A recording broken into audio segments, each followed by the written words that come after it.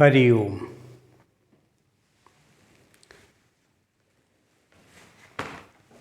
भारतीय दर्शन में एक विशेष उपलब्धि है जिसको हम कहते हैं जीवन दर्शन।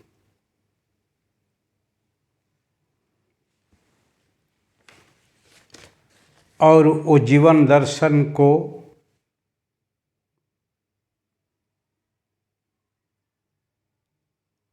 हम सत्य दर्शन भी कहते हैं।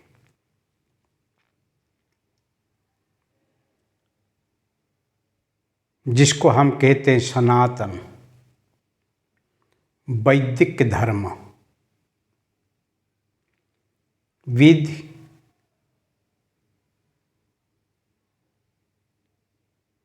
जो जानना है, वेद ज्ञान है। इसलिए हमारा पूर्वजों ऋषि मुनियों जो सत्य को देखे हैं, जाने हैं, उसी को ही हमको वो प्रेरणा रूप में दिए हैं। इसीलिए हम सब ऋषि के संतान हैं, ऋषि के दायद हैं। इसलिए ऋषि परंपरा में हम सब वेद के ही अनुयायी हैं।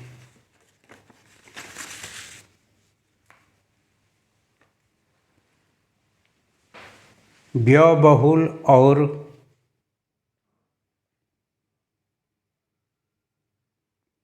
संकल्प से आधार जो कर्मकांड हैं, जो पूजा पद्धति हैं, वही कर्म बहुल हैं, व्यय बहुल हैं। पर जब तक हम सिद्धांत के तरफ नहीं जाते हैं तब तक जीवन की महिमा और आप मानव जन्म का ही जो गौरव है उसको समझना बहुत कठिन है, असंभव प्राय है। पूजा पाठ करो और अपनी जो मुसीबत हैं उसके लिए कोई मान्यता रखो, कोई बाधा रखो, उसी से ही जीवन के जो तकलीफियाँ हैं वो सुलझने वाले नहीं हैं। क्योंकि जहाँ पर तकलीफें हैं, समस्याएं हैं, उसी को दूर करने के लिए आपको चाहिए उसका कारण क्या है उसको जानना। कारण को जानने बगैर आप आपका समस्या को दूर नहीं कर पाएंगे।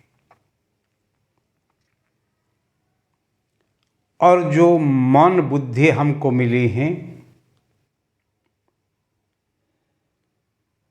उसी को लेके ही हमारा जीवन यात्रा सफल या निष्फल उसी से निर्भर करता है। तन मन और बुद्धि वो तीनों साधन को लेके ही हम जीवन में सफल बन सकते हैं। इसीलिए तन को स्वस्थ रखो, मन को शांत रखो और बुद्धि को तीक्ष्ण रखो। और तीनों का समन्वय से ही आप आपके जीवन के जो आनंद हैं, जो परम शांति हैं, आपको ही आप पा सकते हैं। सिर्फ कामना करने से कि कोई महत इच्छा रखने से जीवन में सफलता नहीं आती है। उसके लिए अवश्य प्रयत्न करना चाहिए, पुरुषार्थ करना चाहिए। और केवल आप ही इसी जगत में हैं ऐसे नहीं हैं। आपके सिवाय इस संसार में बहुत जीव हैं। इसीलिए अपने मन में जो विचार आता है इसी को लेके आप जियोगे तो आप सुखी होंगे, ऐसे नहीं हैं।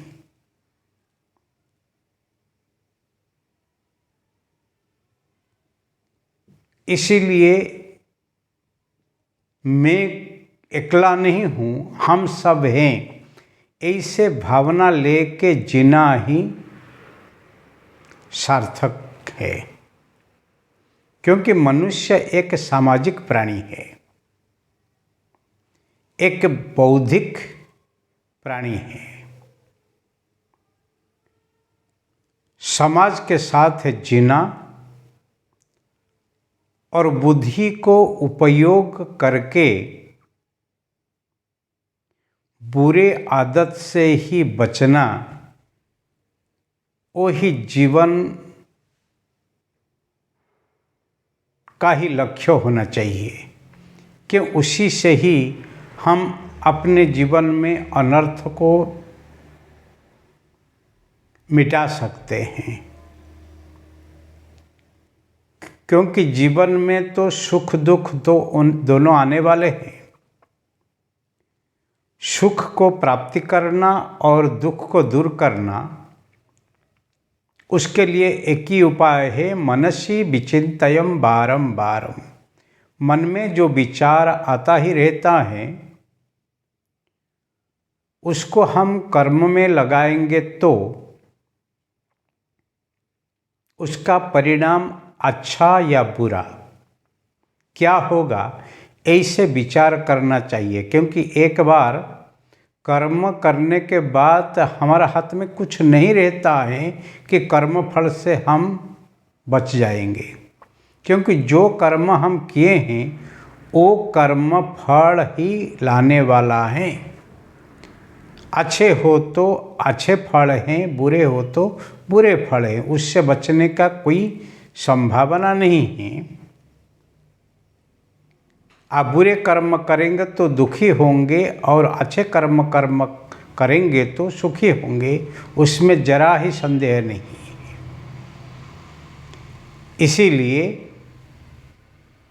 कर्मण्येवाधिकारस्ते मा फलेषु कदाचन, कर्म करने के ऊपर आपका अधिकार है, परंतु कर्म करने के बाद जो फल है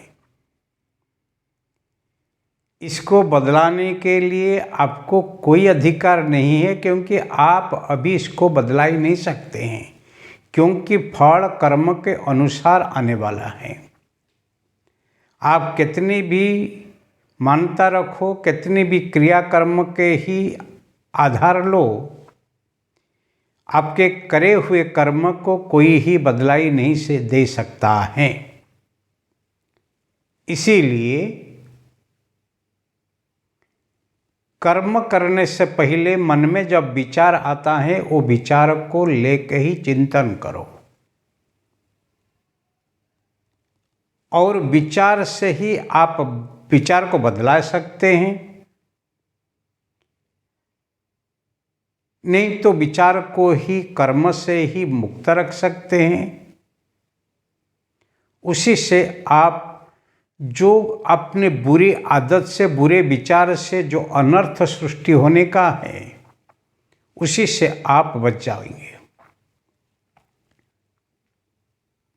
और उसी से आपका ही कल्याण है और जगत का ही कल्याण है। और जब तक ईश्वरीय व्यवस्था को आप नहीं समझेंगे,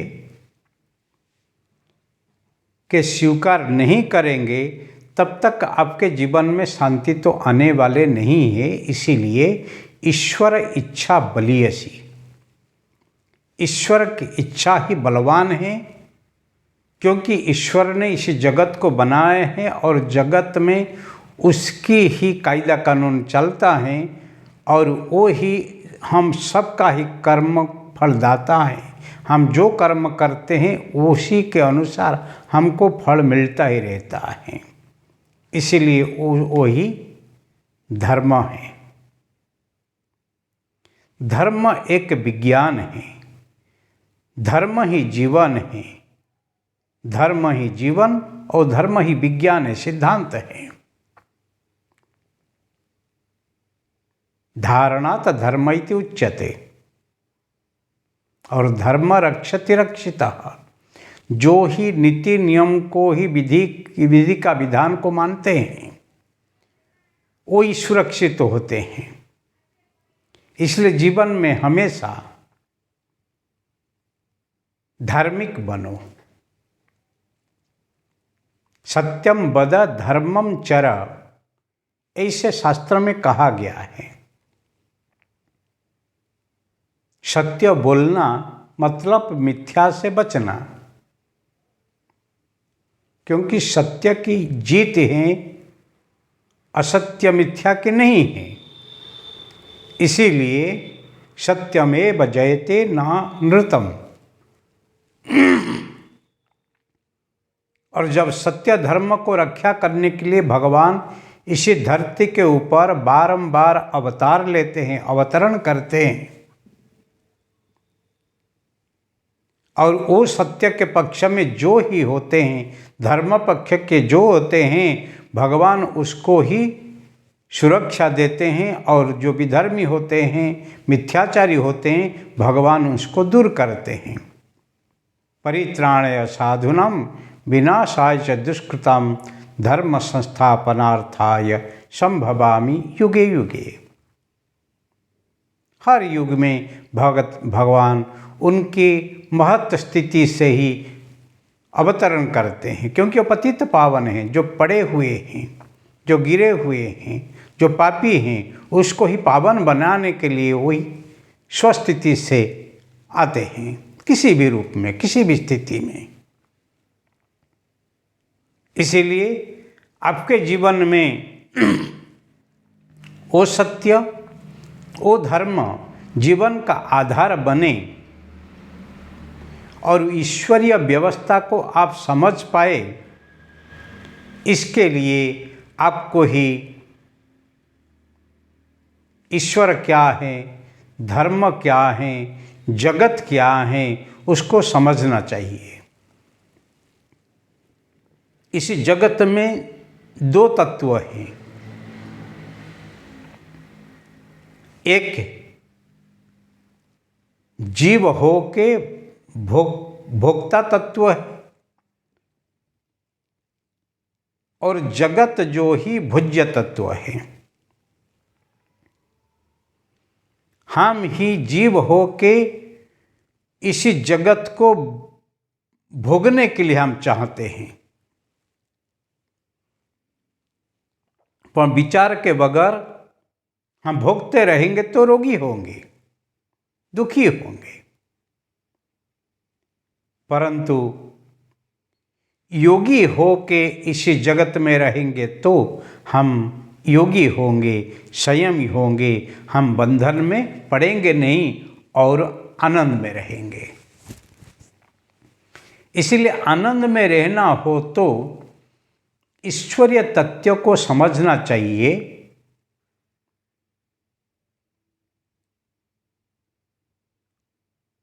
और मन में कोई भी लालसा रखने के बगैर उसी में समर्पित हो जाओ तो फिर उसमें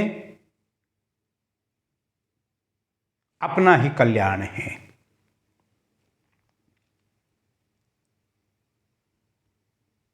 इसीलिए पाशविक मनुष्य, संस्कारी मनुष्य और साधारण मनुष्य, तीन प्रकार हैं।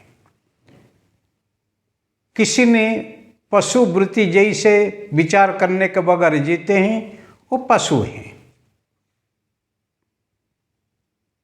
नर देहे मृगम चरंती। भले मनुष्य शरीर मिल गया है परंतु पशु जैसे ही जीवन जीते हैं। पर कोई साधारण जीवन है, बस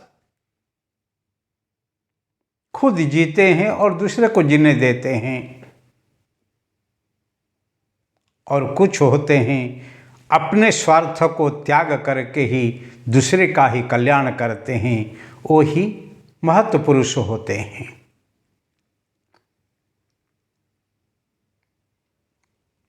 संत महंत चरंत बसंत बंत। जो सज्जन होते हैं, जो महापुरुष होते हैं, और दूसरे को सुंदर बनाने के लिए, सुगंधित बनाने के लिए, सफल बनाने के लिए अपने स्वार्थ को त्याग कर देते हैं। इसीलिए भारत संस्कृति में त्याग की, ज्ञान की पूजा होती है। स्वदेशे पूज्यते राजा विद्वान सर्वत्र पूज्यते। अपने देश में राजा अपने को पूजा कराता है, परंतु जो विद्वान होते हैं, जो ज्ञानी होते हैं, त्यागी होते हैं, तपस्वी होते हैं, वो जहाँ जाते हैं उनके प्रति एक अहेतुक भावना लोगों की रहती है और उनका पूजा होता है, उनका स्वागत होता है।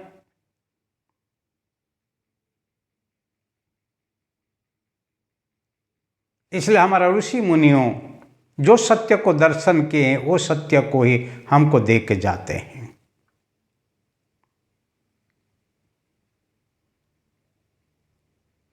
आप कितने भी कर्मकांड करो,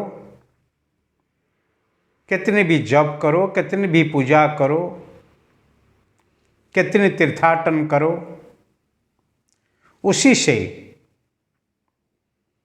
तन मन की कोई शुद्धि आती है।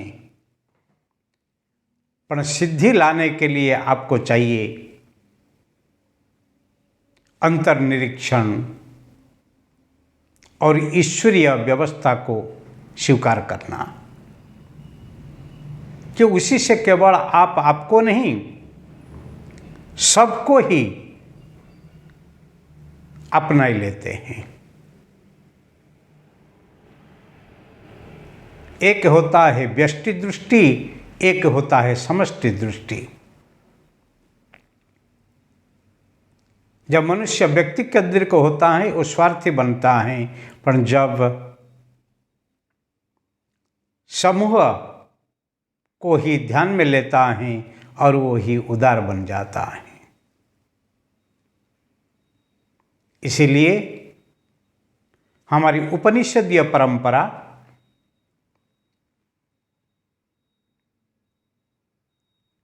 अति उद्दाम परंपरा है, उदार परंपरा है। उसमें कोई स्वार्थ नहीं है, उसमें कोई कमजोरी नहीं है।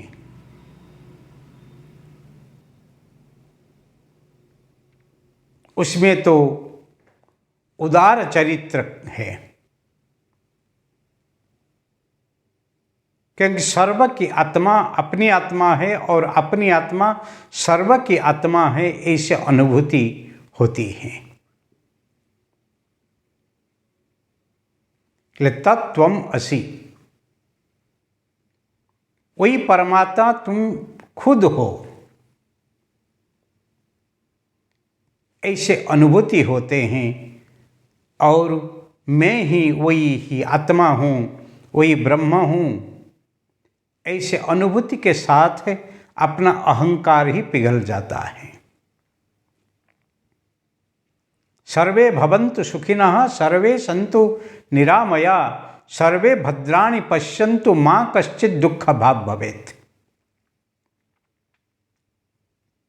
सबको सुख मिले, सबको शांति मिले, किसी को रोग नहीं हो, किसी को दुख नहीं आए, ऐसे भावना वही तत्वदर्शी आत्मदर्शी महापुरुषों को ही अनुभूति होती है।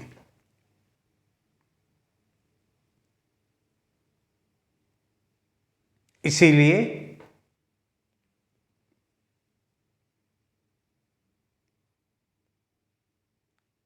भारतीय सनातनी कभी अपने स्वार्थ को नहीं देखता है। अयम निज परो वेति गणना लघु चेतसाम उदार चरित नाम तो वसुधैव कुटुंबकम। हम वैश्विक परिवार को ही, वैश्विक भावना को ही आत्मसात करते हैं।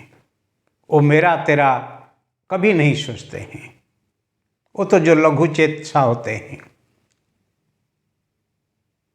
छोटी सी स्वार्थी लोग होते हैं, वही मेरा तेरा करते हैं। परंतु जो ही उदार होते हैं, महंत होते हैं, सत्यदर्शी होते हैं, आत्मदर्शी होते हैं, ब्रह्मदर्शी होते हैं, वो कभी तेरा मेरा करते नहीं। सारा संसार को ही अपने के अंदर समाये लेते हैं और अपने को ही सारा संसार में ही विलीन कर देते हैं। इसीलिए भारतीय सनातन संस्कृति एक वैदिक संस्कृति है, और जब ही उसको हम भूल जाते हैं तभी हम हमारी जो महिमा को भूल जाते हैं। अपने स्वाभिमान को, अपनी महिमा को, अपने गौरव को ही भूल जाना और आत्महत्या करना ही समान है। विदेशी आक्रांताओं हमको वही परंपरा से दूर रखने के लिए कोशिश करते करते और पाश्चात्य शिक्षा को ही जब थोप दिए हैं, तब उसी को हम अनुकरण करके हमारी संस्कृति को भूल गए हैं, गुरु शिष्य परंपरा को भूल गए हैं। पर अभी अपना स्वाभिमान को, अपनी संस्कृति को, अपनी गरिमा को फिर पुनर्जीवित करने के लिए हमको ही वही मूल स्रोत को ही जाना ही पड़ेगा। ऋषि परंपरा को, वैदिक परंपरा को, सनातनी परंपरा को हमको ही आत्मसात करना ही होगा, स्वीकार करना ही होगा। उसी में ही सार्थकता है। उपनिषद जिसको हम वेदांत कहते हैं, वही हमारा मूल स्रोत है, वही हमारा ही ताकत है, वही हमारा ही आधार है, वही हमारा धर्म है। उसमें तेरा मेरा नहीं है, उसमें कोई संप्रदाय नहीं है, उसमें कोई मजहब नहीं है, उसमें कोई लालच नहीं है, उसमें कोई धर्मांतर नहीं है, परंतु उसी में सिद्धांत को ही जानना और संत सुखाय जगत हिताय भावना को ही जगाना, उसमें ही भरपूर है।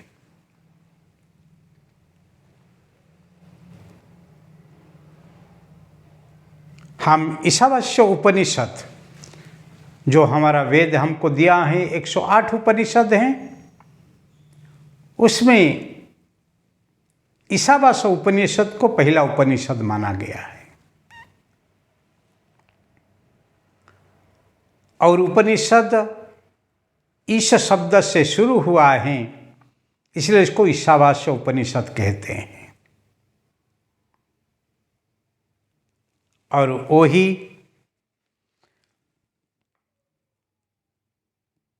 हम धीरे धीरे उपनिषद क्या हैं,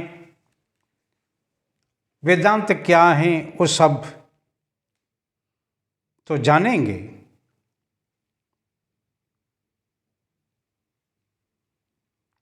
और उसके ऊपर अधिक से अधिक डुबकी लगाएंगे। पर ईशावास्य उपनिषद शुक्ल यजुर्वेद के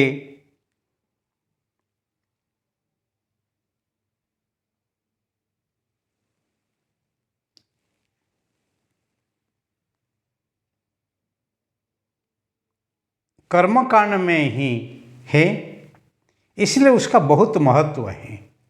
उपनिषद तो ज्ञान कांड है, परंतु वो कर्मकांड में अधिक उपयोगी है। इसको कहते हैं प्रार्थना उपनिषद, इसको कहते हैं पहला उपनिषद, इसको कहते हैं अति महत्वपूर्ण उपनिषद। कदाच सारा विश्व से सब उपनिषद उभान हो जाएंगे, पर ईशावास्य उपनिषद एक रह जाएंगे कि नहीं तो पहला श्लोक ही रह जाएंगे ना, फिर भी सब उपनिषद का ही जन्म हो सकता है। इतनी पावरफुल है, इतनी शक्तिशाली है, इतनी महत्व है।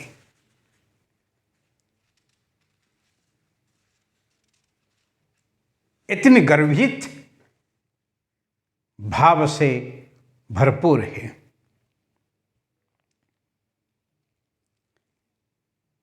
इसलिए ईशावास्य उपनिषद को बहुत लोग प्रार्थना में भी गाते हैं। छोटा उपनिषद है, परंतु भाव से भरपूर है। क्योंकि जो ईश्वर एक हैं और उसी से अनेक हुए हैं, एक हम बहुश्यामः, वो ही निराकार हैं, वो ही साकार हैं, वो ही सर्वाकार हैं। जो ईश्वर, वो ईश्वर के ऊपर ही इसमें पहले से शुरू हैं। इसीलिए ईशावास्य उपनिषद को पहले उपनिषद मानते। उपनिषद, उप नजदीक, नी नीचे, सद बैठो। किसी के नीचे बैठना, उप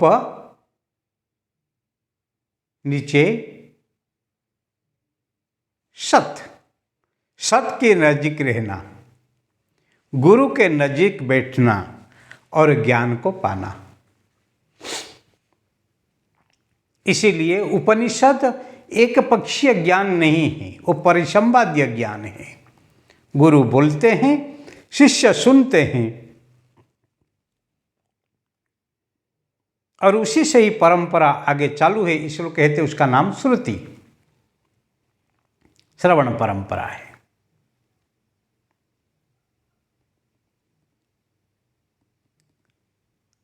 और गुरु जो बोलते हैं शिष्य सुनते हैं, और शिष्य जब गुरु होते हैं वो ही बोलते हैं, उनका शिष्य सुनते हैं, इसलिए परंपरा चालू है। इसलिए वो शब्द रूप है, इसलिए शब्द ब्रह्म है, शब्द ही अक्षर है, शब्द ही ईश्वर है, ऐसे माना जाता है। शब्दम ब्रह्म, इसलिए इसको कहते हैं नाद परंपरा। माता पिता के बिंदु और रज से हम जन्म हुए, इसको कहते हैं बिंदु परंपरा। वंश परंपरा बिंदु परंपरा है, और गुरु परंपरा नाद परंपरा है। इसलिए हम दोनों परंपरा के दायाद हैं। और जब से है गुरु शिष्य परंपरा नाश हो गया है, और पाश्चात्य संस्कृति के जो ज्ञान को स्कूल कॉलेज में हम जो पढ़ते हैं, रटन करते करते आजीविका को लेते हैं, परंतु आजीविका तो हमको मिल जाती हैं, परंतु जीवन को हम खो बैठे हैं। और जीवन को ही पुनर्जीवित करने के लिए हमको उपनिषदीय परंपरा को ही अपनाना ही पड़ेगा। चलो हम ईशावास्य उपनिषद के जो ज्ञान के अंदर प्रवेश करेंगे और अपने जीवन को सार्थक बनाएंगे। इसमें पहले जो शांति पाठ हैं और जो विद्या अध्ययन के अंत में जो पूर्ण शांति पाठ हैं, प्रारंभिक शांति पाठ और अध्ययन के अंत में उपरांत जो शांति पाठ हैं, वो दोनों एक ही हैं। और वो भी आप पढ़ेंगे तो उसका अर्थघटन करोगे तो वो आपको ही लगेगा वो तो एक दूसरे के विरोधाभास है। और इसका शांति पाठ है ओम पूर्णमद पूर्णमिदं पूर्णात् पूर्णमुदच्यते पूर्णस्य पूर्णमादाय पूर्णमेवावशिष्यते।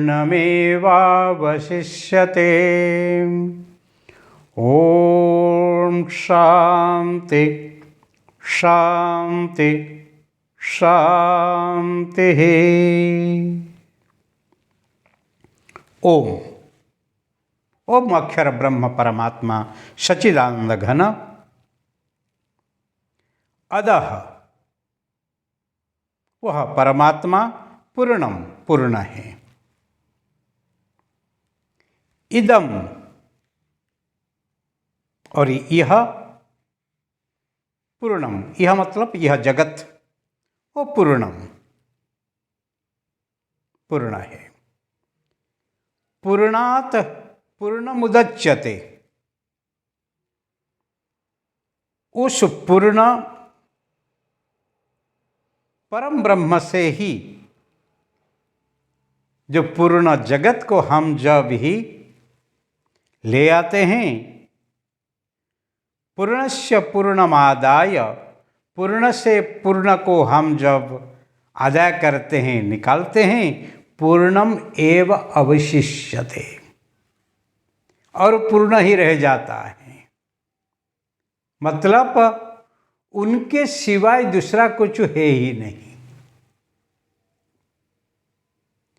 पूर्ण से पूर्ण को लाना और पूर्ण से पूर्ण को ही अलग करना वो नहीं है, क्योंकि जो पानी जहाँ से जाता है वही पानी में वही रहता है। मतलब उनके सिवाय कुछ है ही नहीं। जो कुछ है वो ही एक है, वो ही अनेक हैं, वो ही निराकार है, वो ही साकार है, वो ही सर्वकार है, वो ही अनाम है, वो ही सनाम है, वो ही सर्वनाम है। उसके सिवा कुछ है ही नहीं। इसीलिए वही पूर्ण परमात्मा को याद करते ही हम आधि दैविक, आधि भौतिक और आध्यात्मिक जो तीनों ताप हैं उसी से मुक्त होके, सुरक्षित होके अध्ययन चालू करेंगे।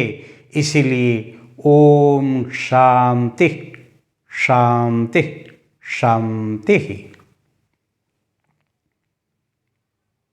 त्रिताप से शांत करके हे परमात्मा हमारा गुरु और शिष्य दोनों को ही रक्षा करो और आध्यात्मिक अमृत में हमको डुबाओ, आध्यात्मिक अनुभूति कराओ। इसलिए वो मृत्यु से अमृत की तरफ वो एक यात्रा है। जीवन की धारा से राधा बन के फिर परम अनंत तत्व को पाने के लिए वो एक प्रक्रिया है। और उसी के आगे जो पहला श्लोक है इसको हम आज शुरू करेंगे।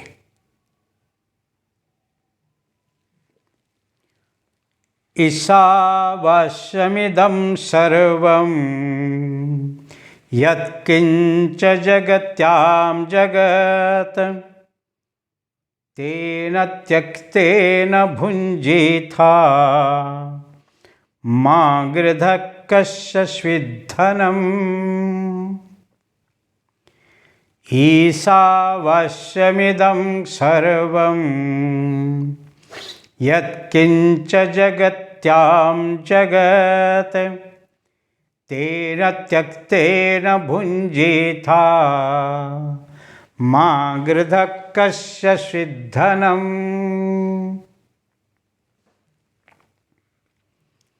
ईशावास्य इदगम सर्वम्। यत्किंच जगत्याम जगत। पहले देखो ईसा, ईसा मतलब ईश्वर। वास्यम इदम सर्वम,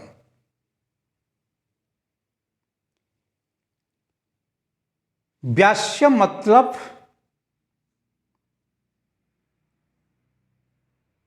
व्याप्त, ईश्वर परिव्याप्त हैं। सर्वम इदम ईशावास्यम,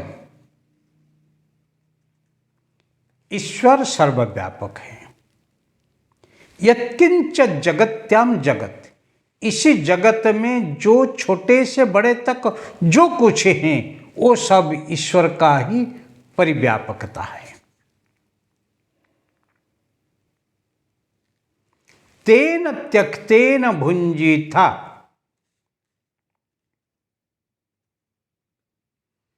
वो ईश्वर को ही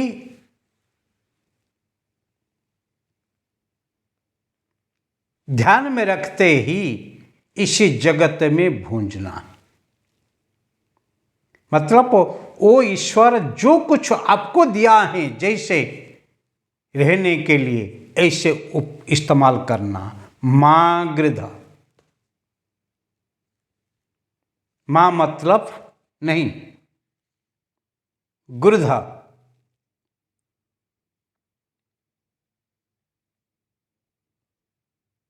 आसक्त मत होना, लालच दृष्टि नहीं रखना, लोलुप दृष्टि नहीं रखना। कस्य स्विधनम, ये किसका धन है? मतलब ईश्वर आपको जो तक दिया है उसको स्वीकार करो। ईश्वर जो तक नहीं दिया है उसी के प्रति आसक्ति नहीं रखना, लोलुप दृष्टि नहीं रखना।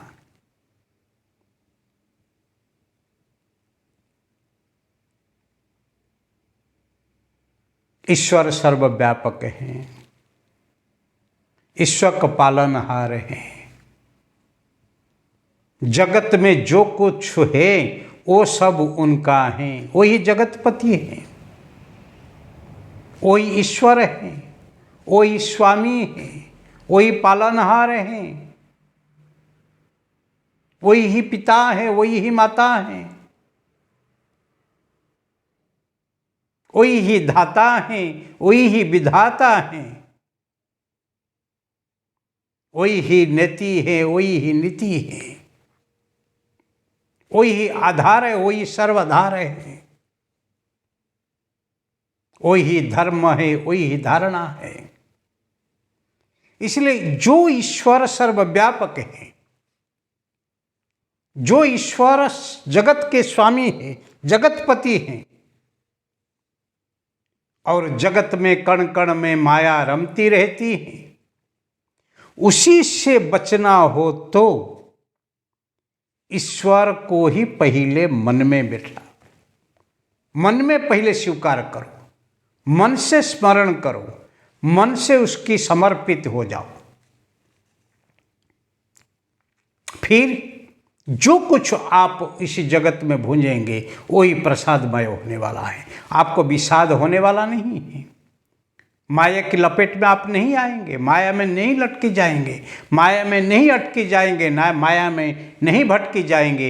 इसीलिए आपके जीवन को स्थिरता धीरता में लेना हो तो ईश्वर को ही अवश्य स्वीकार करना ही पड़ेगा। आपके मनमानी आप नहीं चला सकते हैं, क्योंकि आपके मनमानी से माया हटने वाली नहीं है। केवल ईश्वर की प्रणिधान से, ईश्वर की ही इच्छा से ही माया हटने वाली है। इसलिए ब्रह्माश्रिता माया को आपको दूर रखना हो तो ब्रह्मवृत्ति को ही स्वीकार करना पड़ेगा। ब्रह्म को ही स्वीकार करने के बगैर आप कभी माया को ही दूर नहीं कर पाएंगे। इसीलिए ईशावास्यमिदगम सर्वम यत्किंच जगत्याम जगत, ईश्वर में, ईश्वर कण कण में विराजमान हैं, वही परिव्याप्त हैं, उनकी सत्ता चलती रहती हैं। इसको पहले समझो। तेन त्यक्तेन भुंजिथा, वो जो छोड़ दिया है आपके लिए, वही आपके लिए प्रसाद है। वो भी साथ देने वाला नहीं है। पर जो नहीं दिया है, जब आप जोर जबरदस्ती करके बलपूर्वक इसको भोगने के लिए चाहते हैं, असंयमी होते हैं, फिर वो आपके लिए रोग सृष्टि करता है, आप गुनहगार हो जाते हैं। इसलिए वो सावधान किया जाता है। मागृध, आसक्त मत बनो, कस्यचित् धनम। जो धन में आसक्त नहीं होता है, वो ही धर्म में आसक्त होता है, वो ही धार्मिक है। इसलिए कहा गया है अर्थम अनर्थम भावय नित्यम। अर्थ ही अनर्थ का कारण है। जब स्व अर्थ में आप लेना चाहते हैं, आप स्वार्थी होते हैं, वही अनर्थ है। जब आप पर अर्थ में लेना चाहते हैं, वो परार्थी हैं, वही धर्म है।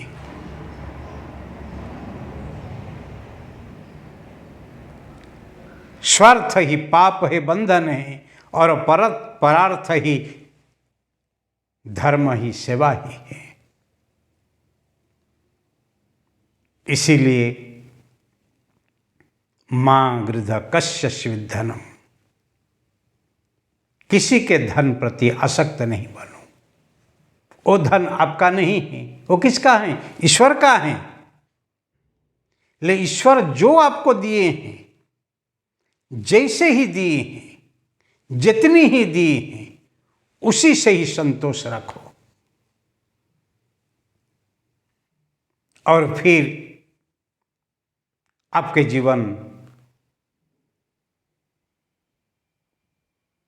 धर्म से, सत्य से, ईश्वर प्रणिधान से सब भर होने वाले हैं। आपके जीवन रसमय हो जाने वाला है, क्योंकि आप ईश्वरीय रस से भरपूर हैं, रसमय है।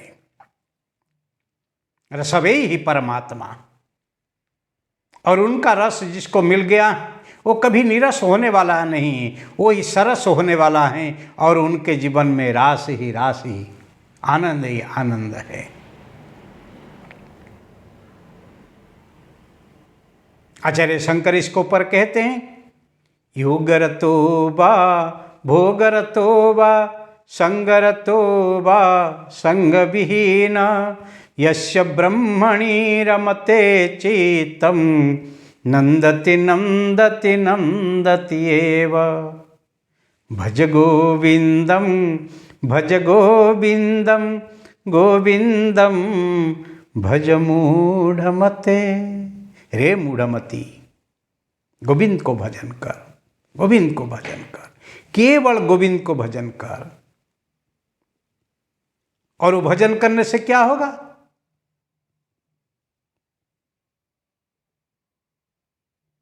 योगरतो वा भोगरतो वा, आप योग में हो या भोग में हो, संग में हो या निसंग में हो,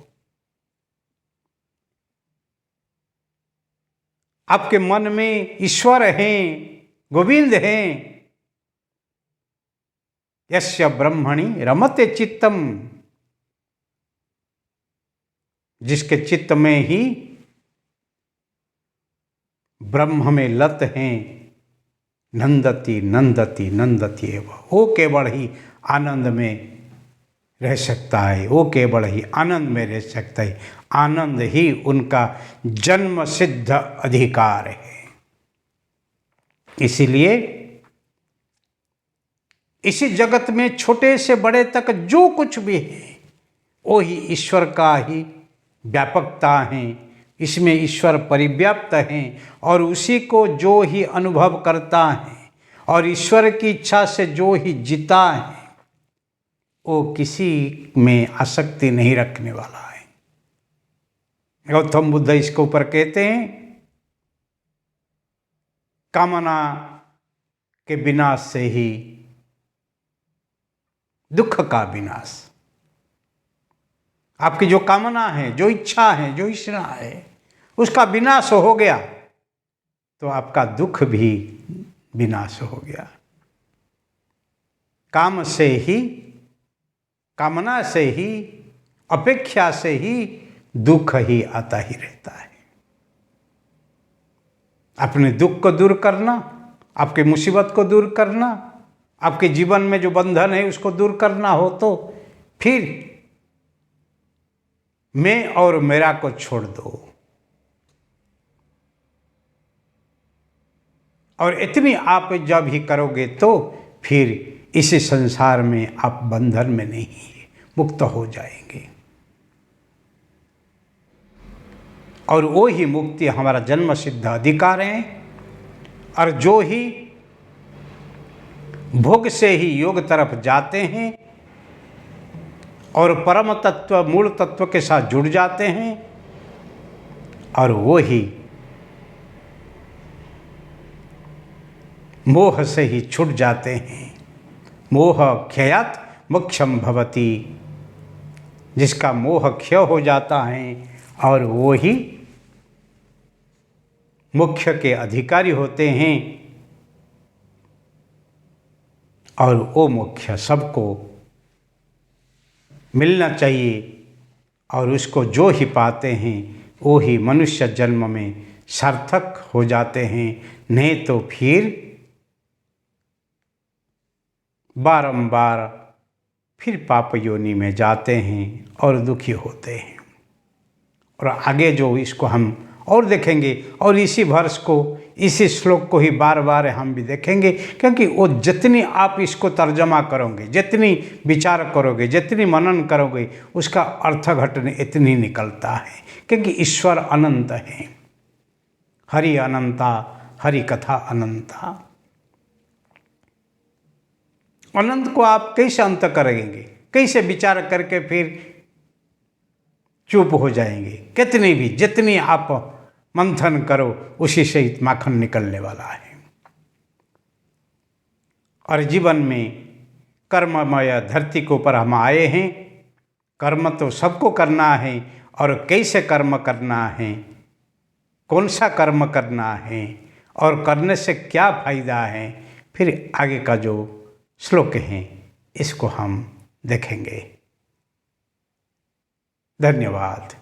ओम पूर्णमद पूर्णमिदं पूर्णात् पूर्णमुदच्यते पूर्णस्य पूर्णमादाय पूर्णमेवावशिष्यते। ओम शांति शांति शांति। हरि ओम। श्री गुरुभ्यो नमः। हरि ओम।